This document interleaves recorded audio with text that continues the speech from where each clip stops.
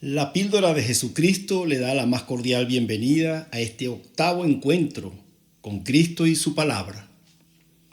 Hoy continuamos conociendo más de nuestra iglesia. Hablaremos de las tres fuentes de autoridad que tiene la iglesia. Querido hermano católico, quédate para que juntos conozcamos el maravilloso cuerpo de Cristo que es la iglesia y así poder fortalecer nuestra fe en Cristo Jesús, su fundador. Comenzamos diciendo en el nombre del Padre, del Hijo y del Espíritu Santo. Amén. Bueno, siguiendo con el tópico de la iglesia, hoy hablaremos de las tres fuentes de autoridad de la iglesia. A diferencia de nuestros hermanos esperados protestantes, ellos tienen una sola fuente de autoridad, que es la Biblia. Nuestra iglesia católica tiene tres fuentes de autoridad. Por eso es como un triángulo, ¿verdad? Un triángulo. Está la Biblia, la tradición con letra mayúscula y el magisterio de la iglesia. Esas son las tres fuentes de autoridad. Y las tres están entrelazadas. Pero yo las voy a separar para que analicemos cada una de esas fuentes de autoridad. Hoy vamos a ver la primera, la Biblia como fuente de autoridad. Queridos hermanos, la iglesia no nació sobre la Biblia. Esto es muy importante. La iglesia fue fundada encima de los apóstoles. Por eso nuestra iglesia es apostólica. Y eso nos lo enseña la palabra de Dios en Efesios capítulo 2, versículo 19. Pongamos cuidado. Esto es muy importante. Dice así: así pues, ustedes ya no son extranjeros ni huéspedes, sino conciudadanos del pueblo de los santos. Ustedes son de la casa de Dios. Ustedes son la casa cuya base son los apóstoles. Por eso nuestra iglesia es apostólica. Y cuya piedra angular es Cristo Jesús. En él toda la construcción se ajusta y se alza para ser un templo santo en el Señor. En él ustedes, es decir, nosotros, también estamos incorporados al edificio para que Dios habite en nosotros por su Santo Espíritu. Esto es muy importante. Nuestra iglesia es apostólica. La base de nuestra iglesia son los apóstoles, no la Biblia. Por eso, las fuentes de autoridad de la iglesia es la palabra de Dios, la tradición con letra mayúscula y el magisterio de la iglesia. Esas son las tres fuentes de autoridad. No quiere decir que estemos... ¿Y por qué la Biblia no puede...? Porque acuérdense que nosotros, el pueblo santo, está sobre Cristo, ¿entiendes? No sobre un libro. No somos el pueblo de un libro, somos el pueblo de Cristo. La Biblia es una referencia muy importante, pero esta referencia no es suficiente. Y lo vemos con nuestros hermanos. Hay más de 60,000 sectas protestantes, porque ellos mantienen un principio, la sola escritura. Solo lo que está en la Biblia es lo que vale y más nada. Y eso no es así. Por supuesto, la Biblia para nosotros es de gran luz. Lo dice el Salmo 119, versículo 105. Lámpara a mis pies, tu palabra, y lumbrera en mi camino. Eso es verdad. Pero eso solo no es suficiente. Entonces, ¿qué es lo que prevalece en este caso? Bueno, aquí surge una pregunta. Y la pregunta es, ¿cómo interpretar correctamente la Biblia para que no haya esas desviaciones? ¿Cómo interpretarla correctamente? Bueno, hay dos criterios muy importantes a tomar en cuenta. El primero es que la Biblia fue entregada a la iglesia. La Biblia fue entregada a la iglesia. Fue la iglesia la que escribió la Biblia. No, no es la Biblia primero y después la iglesia. No, no, no. Primero fue la iglesia y la Biblia fue entregada a la iglesia, a la comunidad. ¿Y cuál es esa comunidad? Bueno, la iglesia, la que nació aquella mañana santa de Pentecostés. Esa es. Y a partir de ahí nace la Biblia. ¿Y cuál es el segundo criterio importante? La primera es que fue entregada a la iglesia. ¿Y cuál es el segundo? El segundo es que debemos invocar y escuchar al Espíritu Santo. ¿Y por qué por qué la Biblia fue entregada a la iglesia? Bueno, lo explica el apóstol Pablo a Timoteo. Primera de Timoteo capítulo 3, versículo 15. Mire lo que dice. Pero si me demoro, sabrás cómo portarte en la casa de Dios. Es decir, la iglesia de Dios vivo, la cual es pilar y la base de la verdad. Para nuestros hermanos evangélicos, la base de la verdad es la Biblia. Para nosotros los católicos, la base de la verdad, el pilar fundamental, como dice aquí el apóstol, la iglesia de Dios vivo, la cual es pilar y la base de la verdad. El pilar fundamental es la iglesia, es la base de la verdad. Quien tiene la verdad es la iglesia, que está reflejada, por supuesto, en la palabra, pero quien la tiene es la iglesia, es el pilar fundamental. Entonces, tomando en cuenta esos dos criterios, en el documento Vaticano II nos da tres preciosos puntos a seguir para una interpretación correcta de la palabra de Dios. Vamos a decirle tres criterios o tres factores a tomar en cuenta a la hora de interpretar la palabra de Dios. Esto es muy importante, hermanos. Y pónganme mucha atención. El primer criterio que nos enseña el Concilio Vaticano II para tener una interpretación correcta de la Biblia es el siguiente: recordar la unidad de toda la Escritura. Es decir, tener cuidado con seleccionar textos, un solo pasaje. Hay que ver el conjunto del mensaje, los distintos contextos, para no correr el riesgo de leer solo lo que a mí me interesa. La Biblia no está dividida en pedazos. La Biblia tiene una continuidad. Entonces, cuando leemos un texto, por ejemplo, vamos a leer un texto, ¿por qué muchos hermanos dicen que María tuvo más hijos? Bueno, vamos a leerlo. Si leemos en el Evangelio según San Marcos, en el capítulo 6, vamos a leer el versículo, vamos a leerlo del 1 en adelante para tener el contexto completo.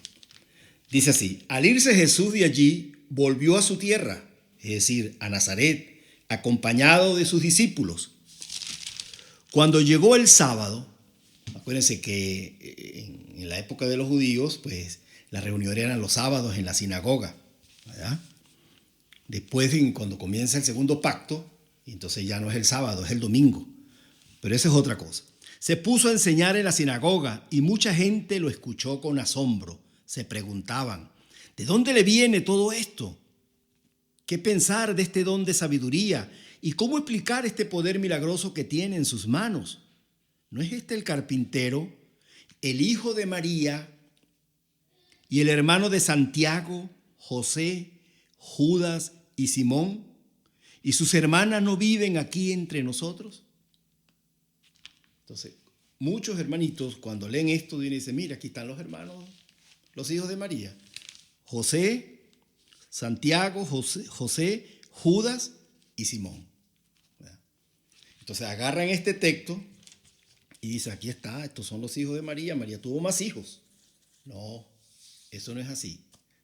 Vamos a demostrarlo para que vea que hay una correlación.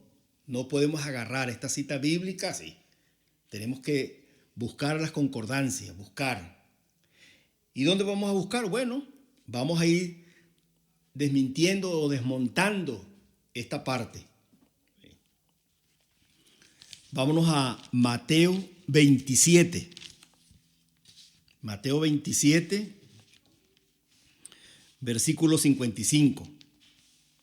En la muerte de Jesús, ¿verdad?, cuando estaba crucificado, dice que también estaban allí observando de lejos algunas mujeres que desde Galilea habían seguido a Jesús para servirle.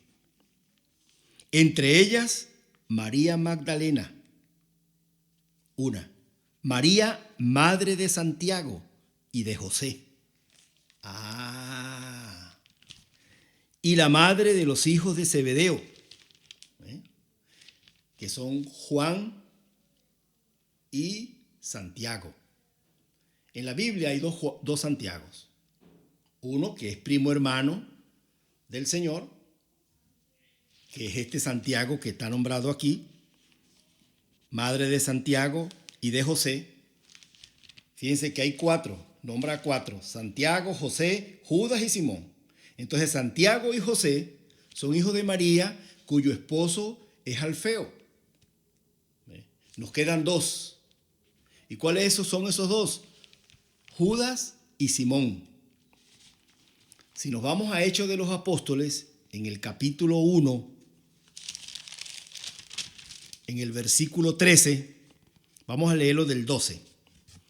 Dice: entonces volvieron de aquel cerro llamado de los Olivos, que está a 1/4 de hora de Jerusalén, y llegando a la ciudad, subieron a la habitación superior donde se alojaban. Está hablando de los apóstoles después que regresaron de la ascensión del Señor, ¿verdad? Y Lucas, que es el que escribe Hechos de los Apóstoles, los nombra a todos. Comienza. Eran Pedro, que se llamaba Simón, ahora se llama Pedro porque el Señor le cambió el nombre, Juan y Santiago, que son los hijos de Zebedeo, Andrés, que es hermano de Pedro, Felipe y Tomás, Bartolomé y Mateo, Santiago de Alfeo. Este Santiago de Alfeo es el hermano de José, Simón, el que fue celote, y Judas, hermano de Santiago. Entonces quedaron dos, que era Judas y Simón. Judas es hermano de Santiago y de José. Y queda Simón, que es el celote, que es el cananeo. Esto es muy importante. ¿Por qué? Porque si leemos la Biblia y no vemos como dice aquí, la unidad de la Escritura, pues vamos a tomar una cita bíblica y la agarramos así, y ese es... No, pero aquí no aparece por ningún lado. Si dijese los hijos de María, no, dice los hermanos de Jesús. Y fíjense que cuando leemos Primera de Corintios, capítulo 15, versículo 1, mire lo importante de la palabra de Dios. Primera de Corintios, capítulo 15, versículo 1. Vamos a leerlo aquí del versículo 3 en adelante. En el primer lugar, les he transmitido la enseñanza que yo mismo recibí, a saber, que Cristo murió por nuestro pecado, tal como lo dicen las Escrituras, que fue sepultado, que resucitó al tercer día, como lo dicen también las Escrituras, que se apareció a Pedro y luego a los 12. Después se hizo presente a más de 500 hermanos de una vez. Imagínense, 500 hermanos de Jesús. Jesús tuvo muchos hermanos. Usted es hermano de Jesús. Yo soy hermano de Jesús. Somos todos hermanos de Jesús. Pero María tuvo un solo hijo. Y se lo voy a demostrar más adelante con otro criterio. Entonces, el primer criterio a tomar en cuenta para leer correctamente la Biblia, repito, es recordar la unidad de toda la Escritura. No podemos agarrar un versículo así de los cabellos y de esto, no. Tenemos que leer el contexto y de dónde viene para poder entender. Número 2, debemos tomar en cuenta el elemento comunitario. La Biblia no fue escrita para mí solo o para ti solo, no. La Biblia fue escrita para la iglesia, para el enriquecimiento de la iglesia. fue escrita para la comunidad. Por eso el apóstol Pablo, mire cómo él lo explica de esta manera. Y el apóstol Pablo tiene autoridad porque él no conoció al Señor. Si leemos 1 Corintios capítulo 15 del 1 en adelante, dice: hermanos, les recuerdo la buena nueva que les prediqué, que ustedes recibieron y en la que perseveran firmes. Por ese evangelio ustedes se salvan, con tal que lo guarden tal como yo se lo prediqué. De otro modo habrían creído en vano. Hermano, les recuerdo la buena nueva que le prediqué, que ustedes recibieron y en la que perseveran firmes. Por ese evangelio ustedes se salvan, con tal de que lo guarden tal como yo se lo prediqué. Entonces, esto es muy importante, tomar en cuenta el elemento comunitario. Pablo, que no conoció al Señor, porque fíjense lo que dice el versículo 3, en primer lugar, les he transmitido la enseñanza que yo mismo recibí. Hermano, eso es lo que más adelante, en el próximo video, vamos a hablar de la tradición. ¿Qué es la tradición? Lo que se recibe, se transmite, se da. Yo recibo, doy. Los santos recibieron la palabra y la transmitieron. Acuérdense que inicialmente la transmisión fue oral y muchas cosas no se pudieron escribir. Pero eso lo voy a explicar cuando hablemos de la tradición. Lo que me interesa ahorita es ver, en primer lugar, le he transmitido la enseñanza que yo mismo recibí. La recibió Pablo. Fue el primero que la recibió.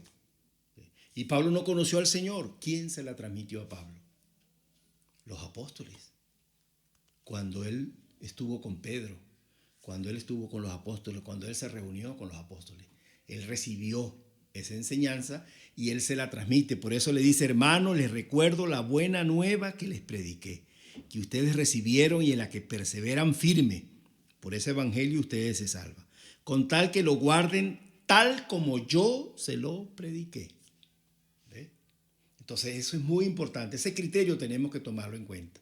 Y el último criterio, ya para finalizar, es que la Biblia tiene también algo que se llama analogía de la fe. ¿Entiende? La analogía de la fe. ¿Qué es analogía? La semejanza, la afinidad. Le voy a poner un ejemplo muy hermoso que está en la Biblia, por supuesto. En el Antiguo Testamento hay dos anunciaciones muy importantes que tienen que ver, que son anunciaciones angelicales. La primera la vamos a conseguir en el Génesis, en el capítulo 18, ¿verdad?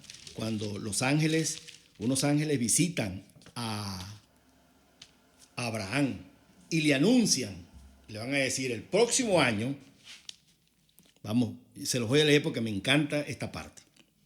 Es para que ustedes vean la analogía que hay. Hay una semejanza, hay un seguimiento. Dice así, Génesis capítulo 18, vamos a leerlo del 9 en adelante. Ellos le preguntaron: ¿dónde está Sara, tu esposa? Él le respondió: está dentro en la carpa.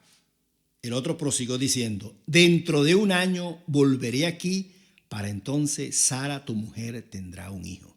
Sara escuchaba a la entrada de la tienda, detrás del que hablaba. Ella y Abraham eran ancianos y ella no tenía lo que les pasa ordinariamente a las mujeres. Sara se rió mientras pensaba: después de haber envejecido, conoceré el placer con mi marido, que es tan viejo. Pero Yahvé dijo a Abraham: ¿por qué se ha reído Sara? ¿Por qué ha dicho: y justamente ahora que soy vieja voy a dar a luz?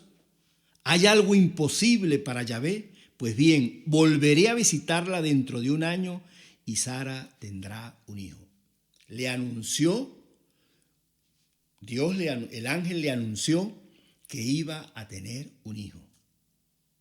La anunciación, ese es el primer anuncio. Eso es una señal de lo que va a venir después. Acuérdense que en el Antiguo Testamento eso es lo que se llama precedencia o prefigura. El Antiguo Testamento es prefigura de lo que iba a ser una realidad en el Nuevo Testamento. Entonces en el Génesis Dios le anuncia a Abraham que su mujer va a quedar embarazada en la ancianidad y le va a dar un hijo. Ok, ese es uno. Pero vámonos ahora a Jueces. Jueces. En el capítulo 13, el nacimiento de Sansón también fue anunciado. El ángel del Yahvé se presentó a la mujer de Manoah y le dijo: tú no has podido tener hijos y no has dado a luz, pero mira que vas a quedar embarazada y darás a luz un hijo. Por eso desde ahora ten cuidado de no tomar vino ni bebidas alcohólicas ni consumir alimentos impuros, pues el hijo que darás a luz será un nazireno de Yahvé desde el seno de su madre, y nunca se le cortará el pelo por ser consagrado a Yahvé. Él salvará a los israelitas de los filisteos que los oprimen. ¿Cuál era la función de Sansón? Salvar al pueblo de Israel de la opresión de los filisteos. ¿Cuál es la función de Jesús? Salvarnos del pecado y llevarnos al Padre. Entonces, esa es una anunciación. ¿Entiendes? Entonces ya van dos, la de Génesis con Abraham y la de Sansón. Pero vamos a otra, ya la de Lucas, cuando el ángel le anuncia a Zacarías. Mira lo que le dice el ángel a Zacarías. Le dice: Zacarías al verlo se turbó y tuvo miedo. El ángel le dijo entonces: no temas, Zacarías, porque tu oración ha sido escuchada y tu esposa Isabel te dará un hijo al que llamará Juan. Grande será tu felicidad y muchos se alegrarán con su nacimiento, porque tu hijo ha de ser grande ante el Señor. No beberá vino ni licor y estará lleno del Espíritu Santo ya desde el seno de su madre. Entonces hay otra anunciación. Fíjense que hay tres anunciaciones. ¿Qué nos da a entender a nosotros eso?